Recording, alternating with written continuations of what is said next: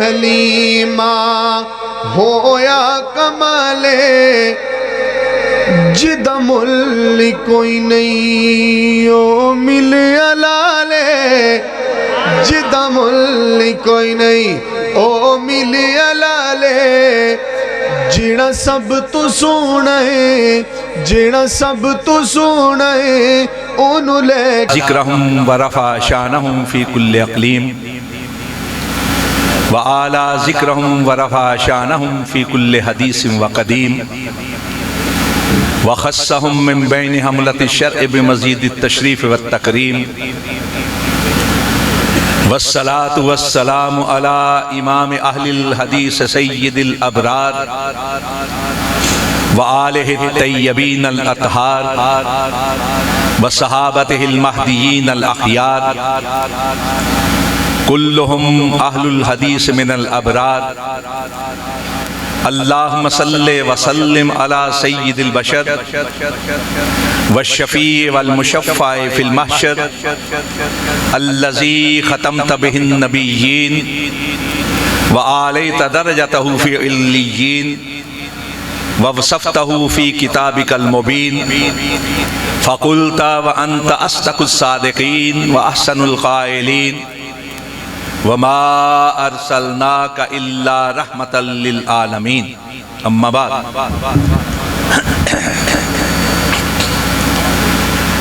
وہ آئے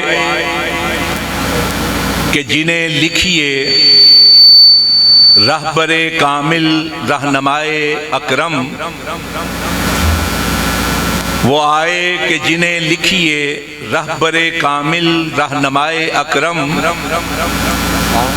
وہ آئے کہ جنہیں کہیے زندگی کا محسن اعظم مبارک ہو زمانے کو کہ ختم المرسلین آئے صحاب رحم بن کر رحمت للعالمین آئے حضرات مجھے ابھی حکم ہوا ہے کہ میں ختم نبوت کے حوالے سے ہمارے اسلاف کی جو خدمات ہیں وہ آپ کے گوش گزار کروں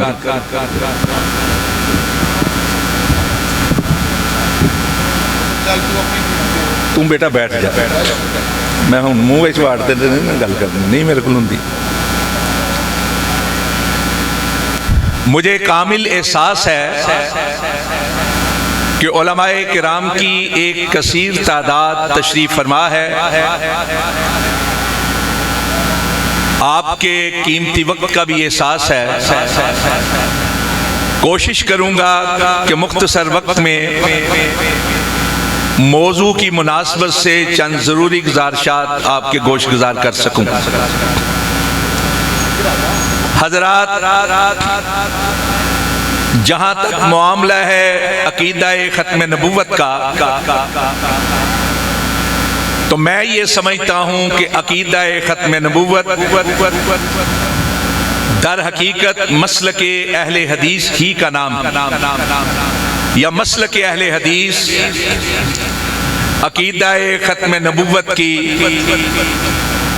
ایک تفسیر ختم نبوت آمنہ کے لال مکہ کے در یتیم مدینہ کے تاجدار نبیوں کے امام رسولوں کے سردار جناب محمد کریم صلی اللہ علیہ وسلم کی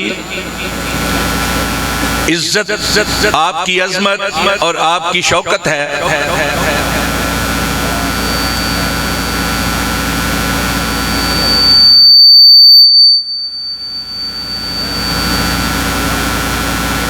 جو کچھ کروانا ہے کروا لو میں طالب علم میں ڈسٹرب ہو جانا میرے کو جاندی ہے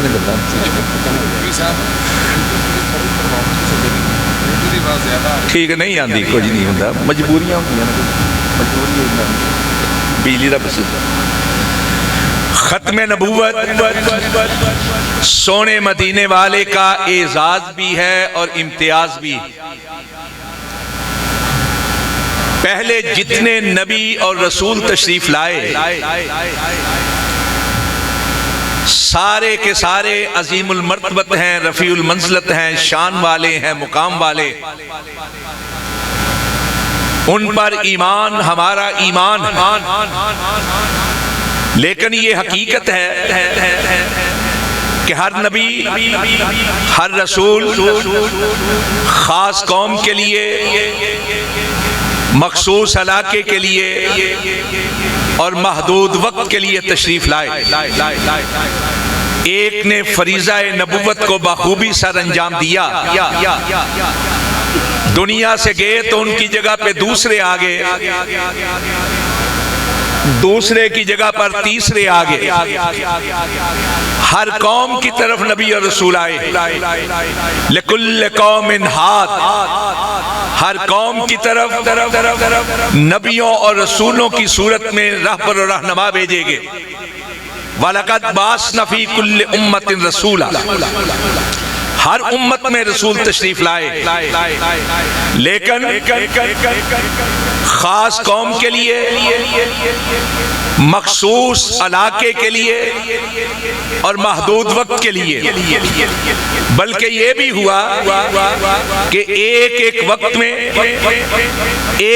وقت میں ایک سے زیادہ نبی ہوئے. حضرت ابراہیم علیہ السلام کی حیات مبارکہ میں، ان کی زندگی ہی میں، ان کے صاحبزادے حضرت اسحاق بھی نبی ہیں، حضرت اسماعیل علیہ السلام بھی نبی، اور بھتیجے حضرت لوط علیہ السلام بھی نبی. حضرت یعقوب علیہ السلام کی زندگی میں آپ خود بھی نبی ہیں اور آپ کے صاحبزادے حضرت یوسف علیہ السلام بھی نبی. حضرت موسیٰ علیہ السلام کی زندگی میں ان کے سگے بھائی حضرت ہارون بھی نبی ہیں، اور قریبی عزیز یوشع بن نون بھی نبی ہے. حضرت عیسیٰ علیہ السلام کی زندگی میں ان کے سگے خالہ زاد حضرت یحییٰ علیہ السلام بھی نبی. اور ہر ایک اپنے اپنے دائرہ کار میں اللہ کے دیے ہوئے فریضے کو بخوبی ادا کر رہے.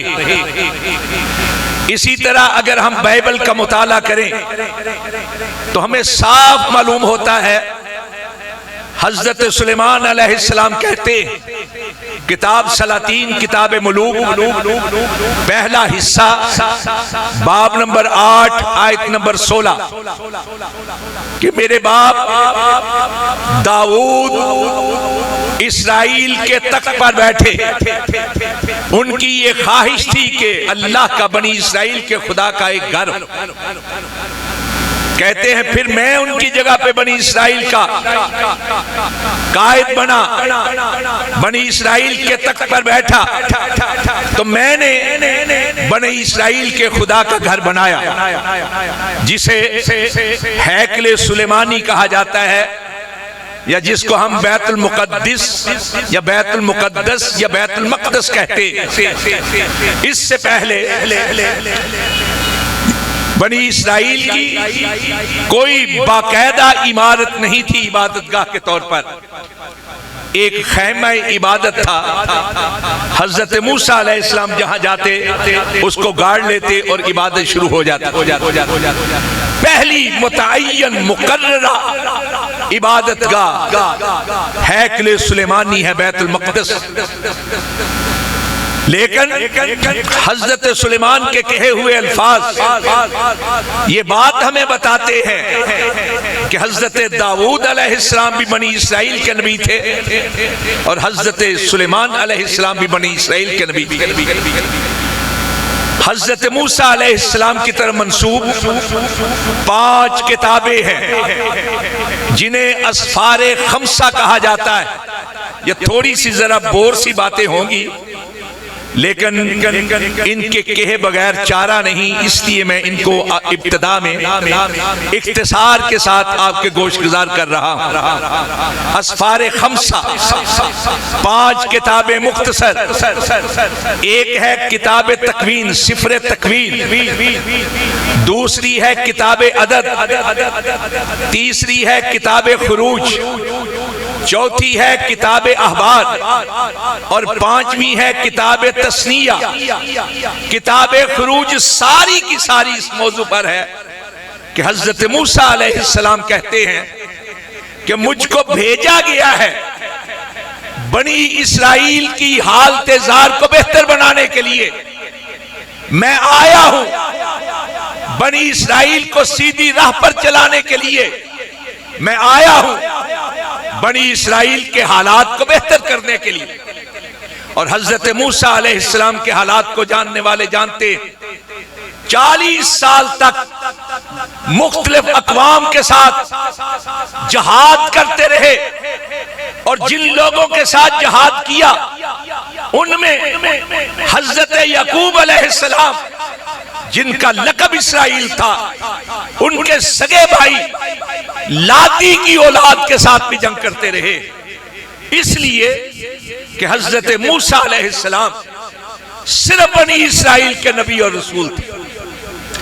متی کی انجیل کے اندر باب نمبر 15 میں حضرت عیسیٰ علیہ السلام نے ایک عورت کی اپیل جو چاہتی تھی کہ اس کی بیٹی کو اچھا کیا جائے، حضرت عیسیٰ علیہ السلام نے کہا میں صرف اسرائیل کے گھرانے کی کھوئی ہوئی بھیڑوں کی طرف بھیجا گیا ہوں۔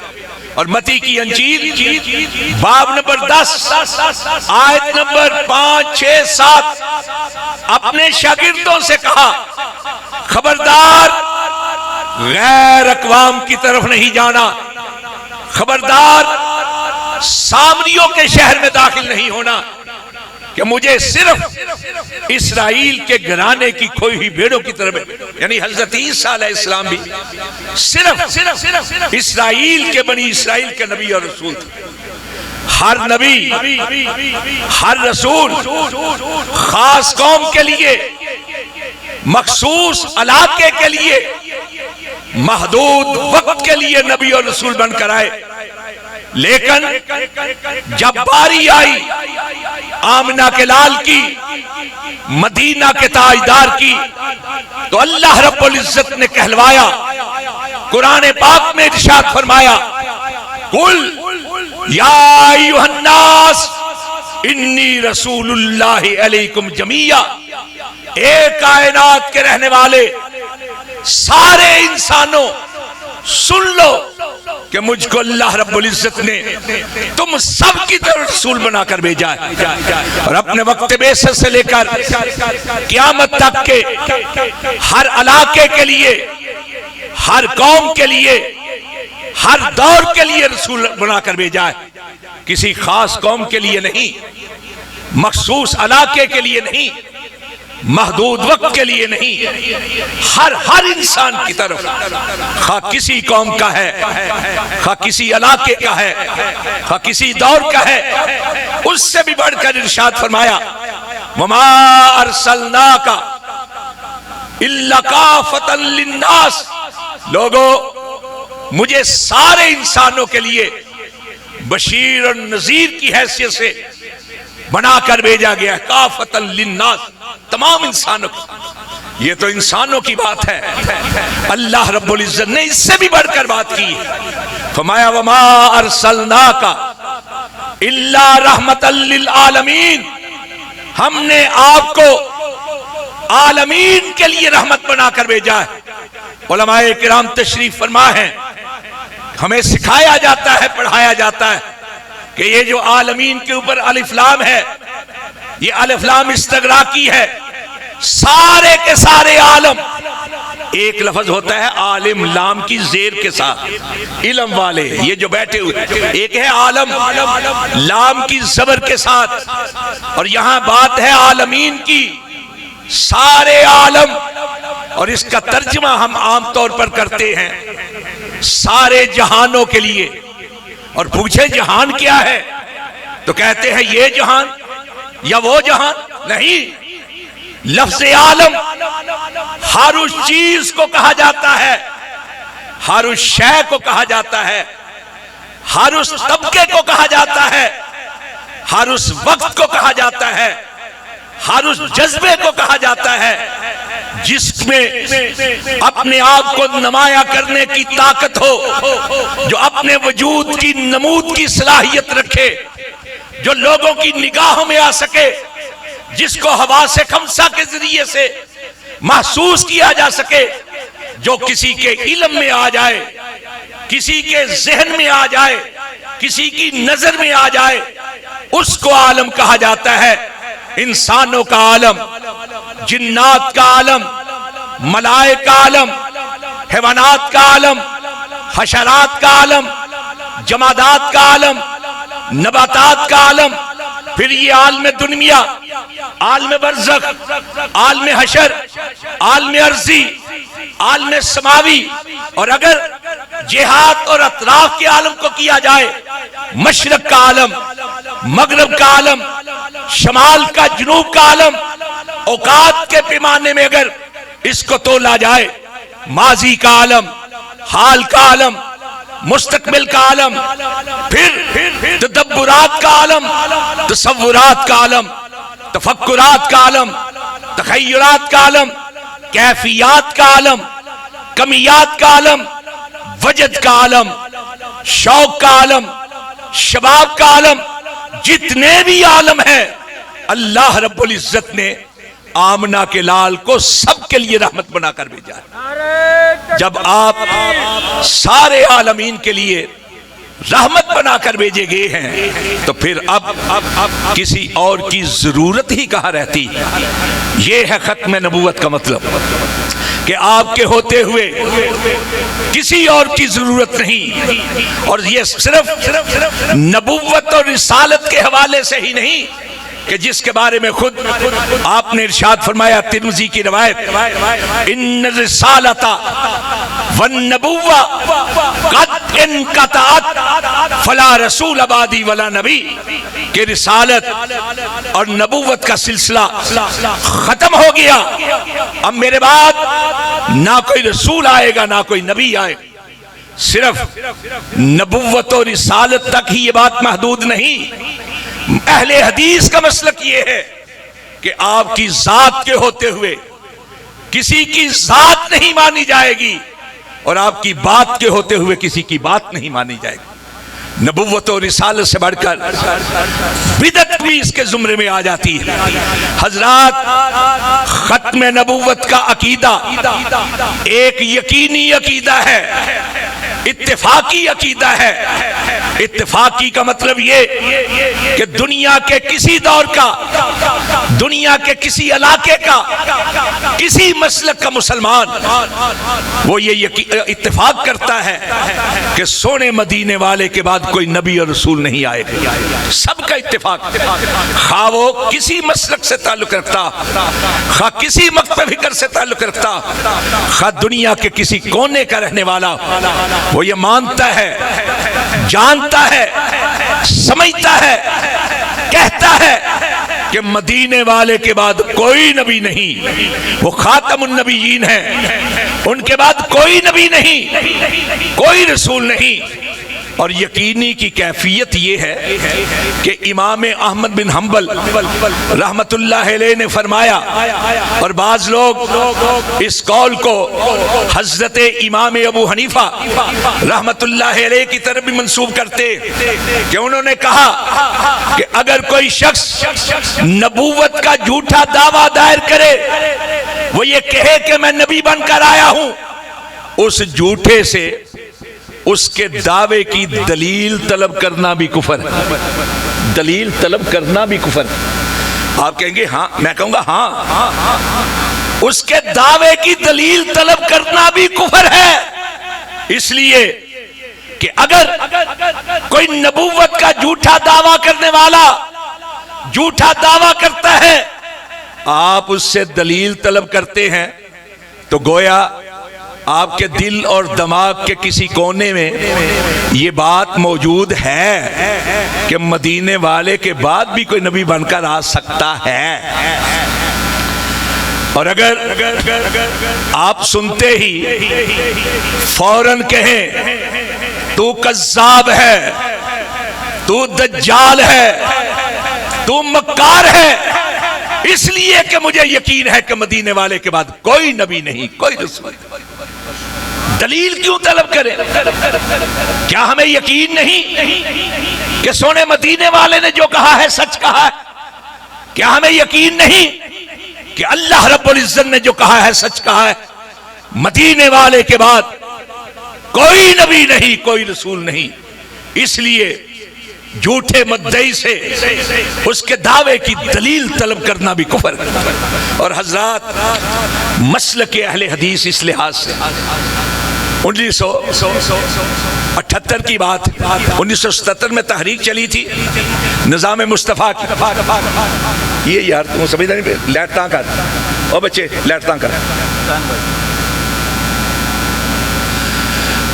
بھٹو صاحب کا دور تھا 1977 میں، ان کے خلاف ایک تحریک چلی تھی۔ نوجوانوں کو تو معلوم نہیں، جو اس وقت بلکہ بزرگ ہیں وہ جانتے ہیں۔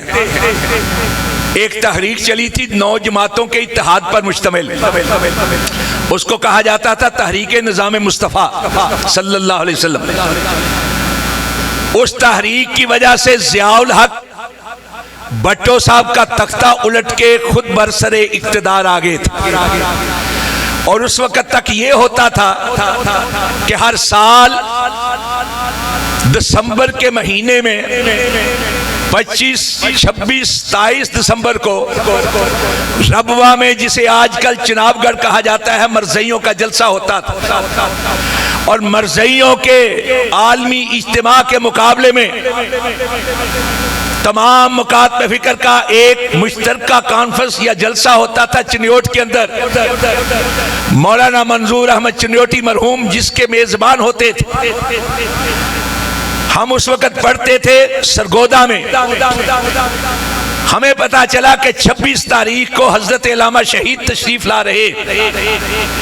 میں مولانا عبدالحی انصاری جو حضرت مولانا ارشاد الحق قصری کے معاون ہیں، وہ اور ہمارے ایک تیسرے ساتھی شیخ الحدیث مولانا عبدالرشید راشد ہمارے پسرور کے تھے، لاہور جامعہ اسلامیہ میں پڑھایا کرتے تھے۔ ہم تینوں وہاں سے آئے، حضرت علامہ شہید میک پر آئے، دائیں طرف بڑے بڑے علماء کرام تشریف فرما تھے، مولانا مفتی محمود تشریف فرما تھے، مولانا تاج محمود تشریف فرما تھے، بریلوی مکتب فکر کے علامہ محمود احمد رضوی تشریف فرما تھے، خاکسار کے سربراہ خان اشرف خان تشریف فرما تھے، مولانا منظور احمد چنیوٹی میزبان کی حیثیت سے وہ بھی تشریف فرما تھے۔ ایسے میں حضرت علامہ شہید نے علماء کی طرف رخ کر کے دائیں طرف بیٹھے ہوئے تھے، کہا اے علماء کرام، میں آپ سے ایک سوال پوچھنا چاہتا ہوں، سینے پہ ہاتھ رکھ کر اس کا جواب دیں۔ مرزائیوں نے مرزا کو نبی مان کر مدینے والے کے مقابل اس کی بات کو مانا، وہ تو ہو گئے کافر، اور جن لوگوں نے اماموں کو نبی بھی نہ مانا پھر مدینے والے کے مقابل اپنے اماموں کی بات کو ماننا، ان کو کیا کہنا چاہیے؟ بات ہے سمجھنے کی۔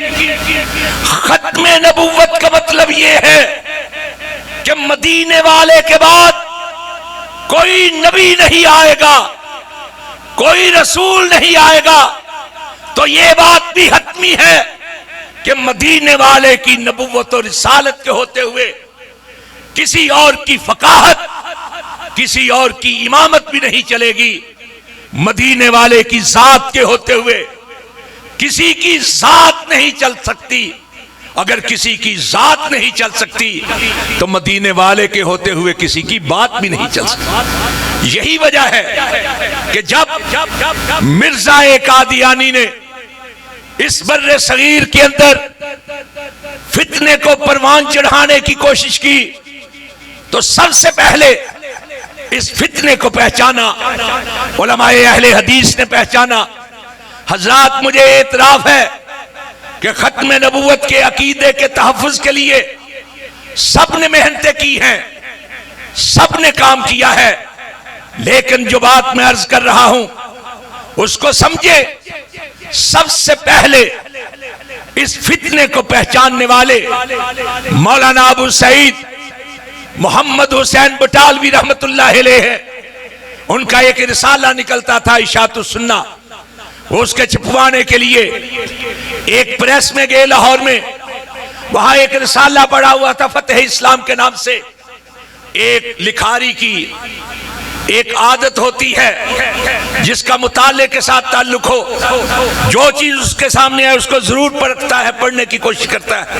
اٹھایا، دیکھا تو اس کے اندر کئی عبارات گمراہ کن تھی، راہ راست سے ہٹی ہوئی، کتاب و سنت کی تعلیمات کے خلاف اور لوگوں کے ذہنوں کے اندر برے بیج بونے والی، بد عقیدگی کو پروان چڑھانے والی۔ پوچھا یہ کس کا کتابچہ ہے؟ کہنے لگے جی مرزا غلام احمد قادیانی۔ کہنے لگے وہ تو کہتا ہے کہ میں اسلام کا وکیل ہوں۔ کہنے لگے اسی کا۔ انہوں نے ایک خط لکھا، مرزا صاحب یہ رسالہ میں نے پڑھا ہے، کیا آپ نے لکھا ہے یا کسی نے آپ کا نام استعمال کر کے خود لکھ دیا ہے؟ اس کی وضاحت کریں۔ اس لیے کہ اس کے اندر گمراہ کن عبارات ہیں۔ مرزا نے نہ صرف جواب میں یہ کہتا کہ مجھ سے غلطی ہوئی ہے، ایک اور رسالہ لکھ دیا، پھر ایک اور رسالہ لکھ دیا۔ مولانا ابو سعید محمد حسین بٹالوی نے اس کی عبارات پر مبنی ایک استفتاء لکھا۔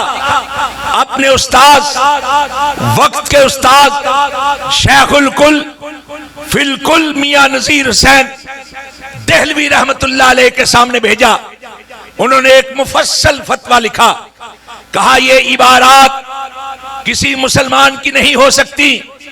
اگر کوئی مسلم ہونے کا دعوے دار ہے تو وہ ان عبارات کے بعد مرتد ہو گیا ہے، کافر ہو گیا ہے، اس کا اسلام کے ساتھ کوئی تعلق نہیں۔ چنانچہ مولانا محمد حسین بٹالوی نے پورے بر صغیر کا دورہ کیا، تمام مکاتب فکر کے 200 علماء کرام کی اس پر توثیق کروائی۔ یہ پہلا فتویٰ تھا جو متفقہ طور پر بر صغیر کے تمام مکاتب فکر کی طرف سے آیا۔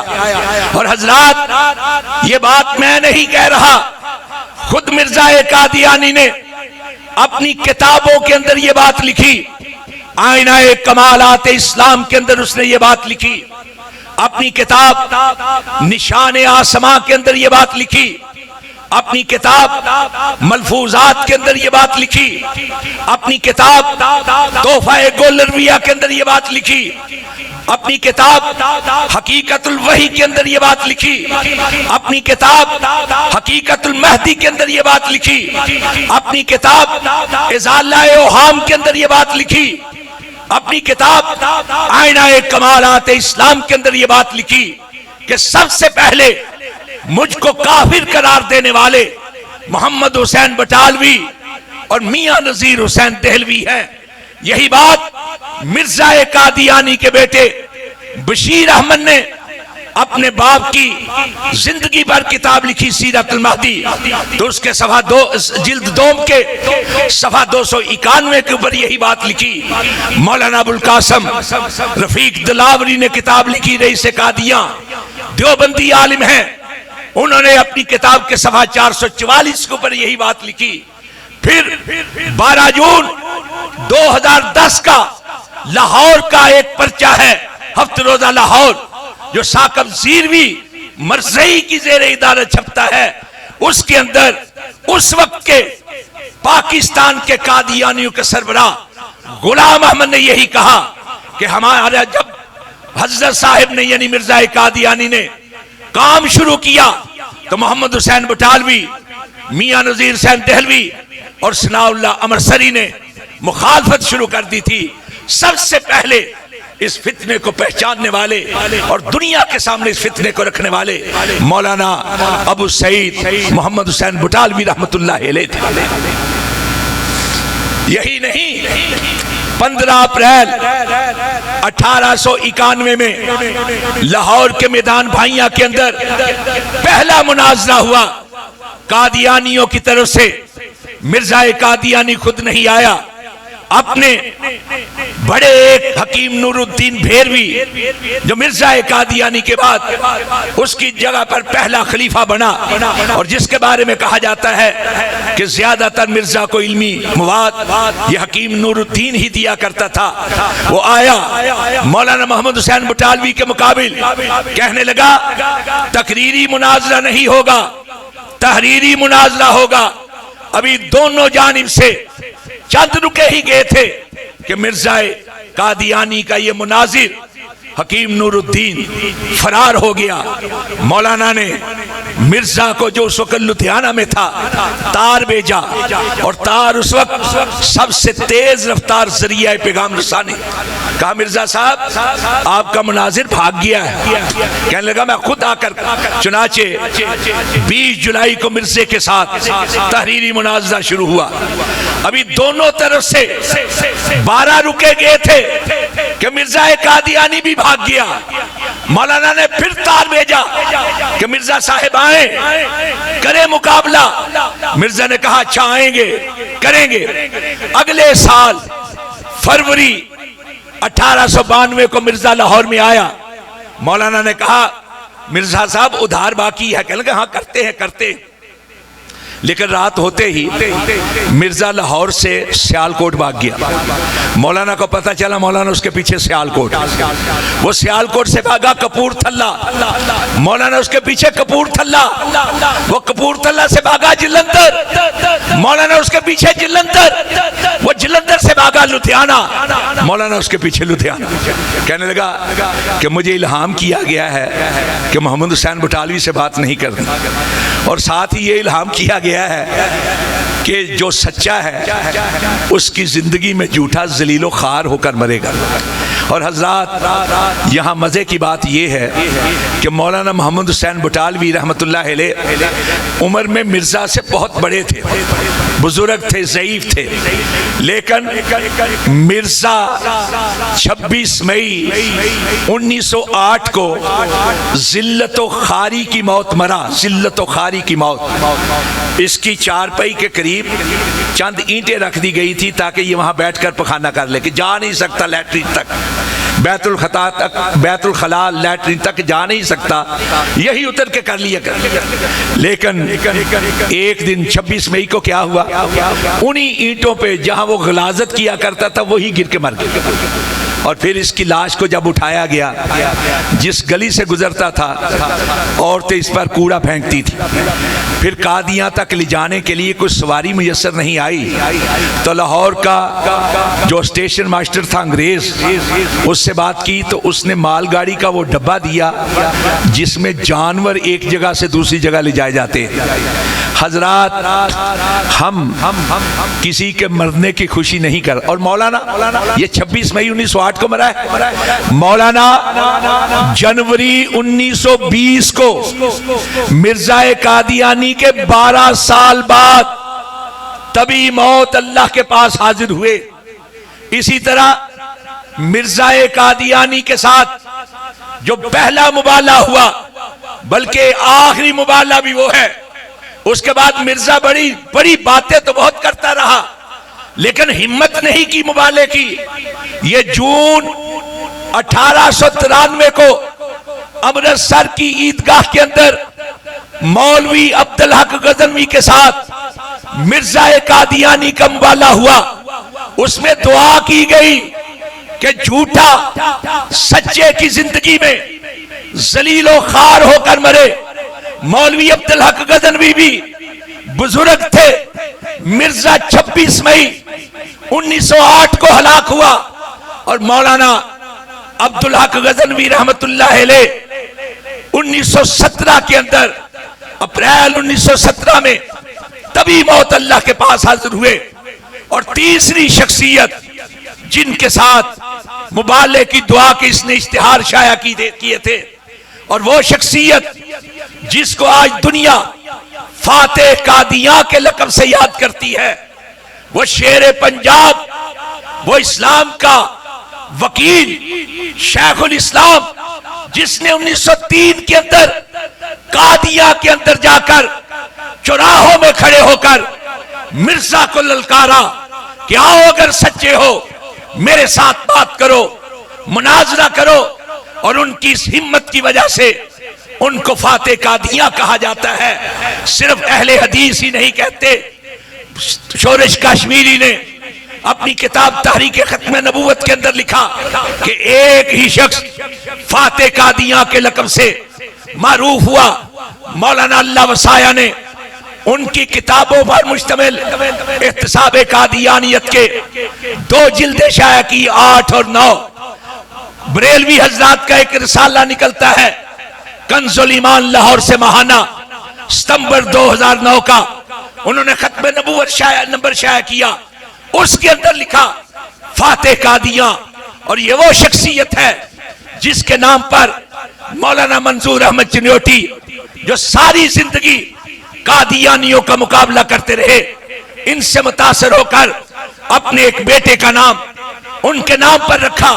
اور یہ وہ شخصیت ہے جن کے بیٹے کی وجہ سے، جو بیٹا شہید ہو گیا تھا، نام تھا عطا اللہ، امیر شریعت سید عطا اللہ شاہ بخاری، ان کو اب ابا جی کہا کرتے تھے. یہ شخصیت اسلام کے وکیل شیخ الاسلام، شیر پنجاب، مناظر اسلام، حضرت مولانا ثناء اللہ مرسری رحمت اللہ علیہ کی، ان کے ساتھ اشتہار شائع کیا 15 اپریل 1907 کو کہ مولوی ثناء اللہ آؤ اللہ کے حضور دعا کرتے ہیں کہ جو سچا ہے اس کی زندگی میں جھوٹا ذلیل و خوار ہو کر مرے. اللہ نے دکھایا اور سارے لکھتے ہیں کہ مرزا کی موت اس دعا کے بعد ہوئی ہے کہ حضرت مولانا ثناء اللہ مرسری مرزا قادیانی کی وفات کے 40 سال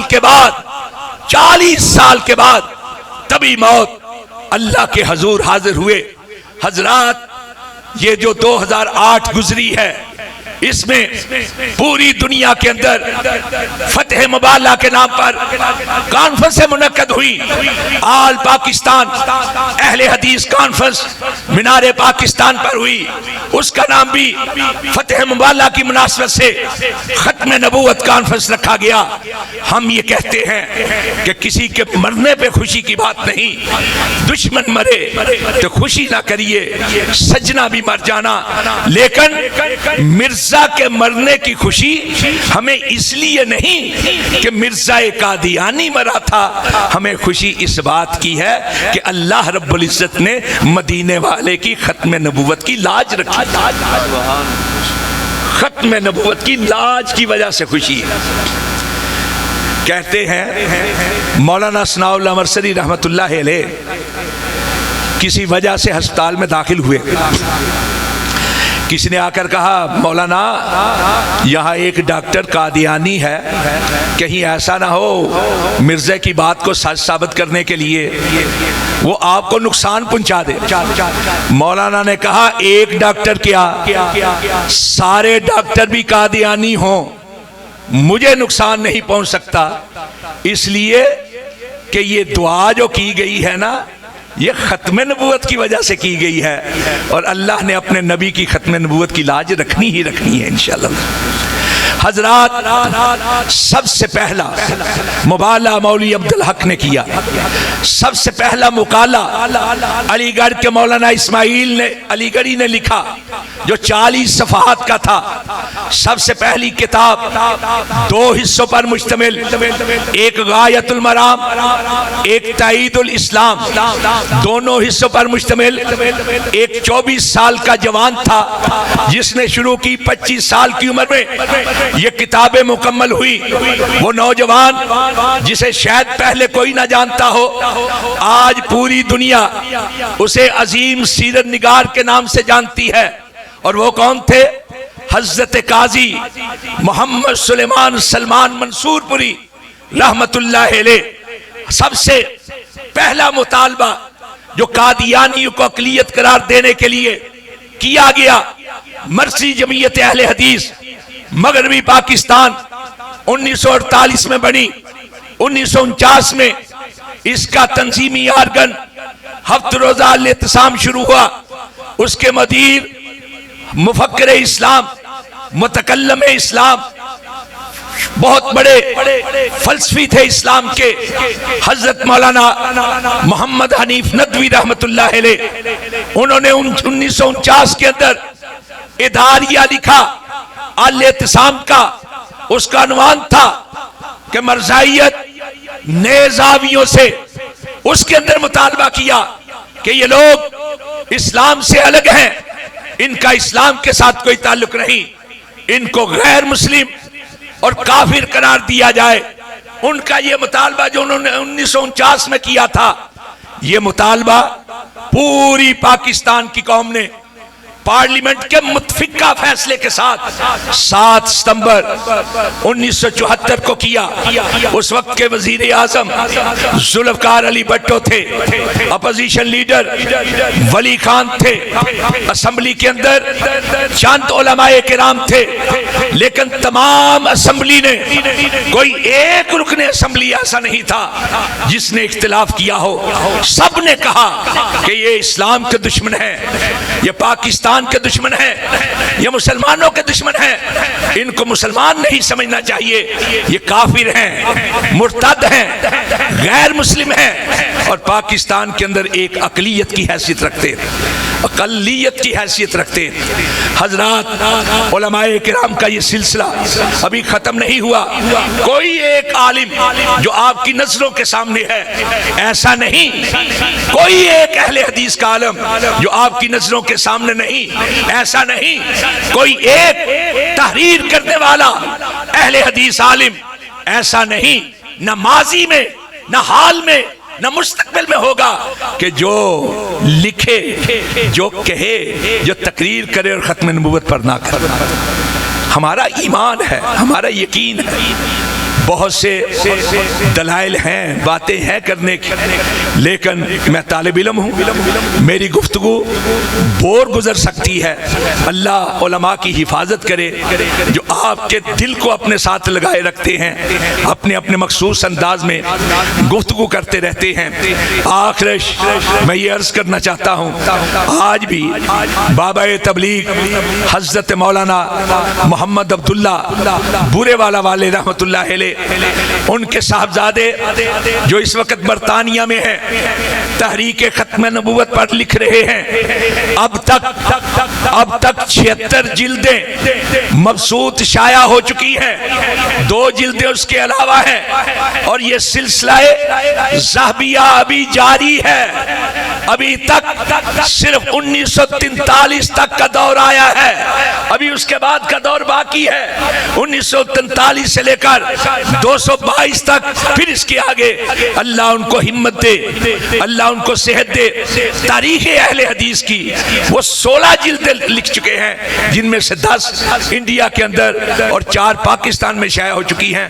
हम दुआ करते हैं आज के इस इज्तिमा से अल्लाह उनकी हिफाजत फरमाए, जो काम कर रहा है उसकी हिफाजत फरमाए। मैं आखिर सिर्फ एक बात, आज बाज लोग कहते हैं अपने आप को रोशन ख्याल समझने वाले, अपने आप को सेकुलर कहने वाले, कहते हैं जी मरज़ई भी तो कलमा पढ़ देने, वही कलमा पढ़ देने जड़ा तुसी पढ़ते हो, फिर उन्होंने बुरा क्यों कहते हो, वो भी वही अजान देते हैं जी तुसी देते।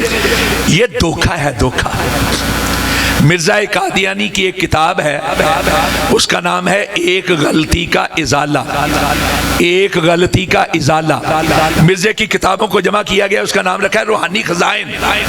रूहानी खजाइन की 18 नंबर जिल्द के अंदर ये किताब मौजूद है, और सारी की सारी किताब इस मौजू पर है।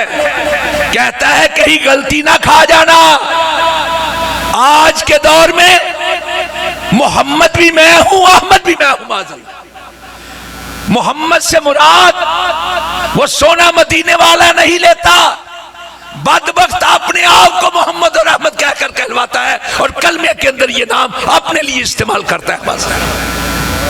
یہی وجہ ہے کہ لاہور ہائی کورٹ میں جسٹس خلیل الرحمان نے کہا تھا کہ مرزئی جو کلمہ پڑھتے ہیں، جو اذان دیتے ہیں، مسلمانوں کو دھوکہ دیتے ہیں، فراڈ کرتے ہیں، پھر اس کے بعد مرزا ظہیر الدین کے نام سے ایک مرزئی نے سپریم کورٹ کے اندر اپیل کی، اس فیصلے کے خلاف فل کورٹ بنا، 5 ججوں کا انہوں نے متفقہ فیصلہ دیا کہ واقعتاً مرزئی پاکستان کے اندر، پاکستان کے باہر کلمے کے نام پر، اذان کے نام پر، اسلامی شاعر کے نام پر مسلمانوں کو دھوکہ دیتے ہیں۔ ان کا اسلام کے ساتھ کوئی تعلق نہیں، ان کا حقیقت کے ساتھ کوئی تعلق نہیں، یہ پاکستان کے دشمن ہے، یہ اسلام کے دشمن ہے۔ اللہ سمجھنے کی توفیق عطا فرمائے۔ وأقول قولی هذا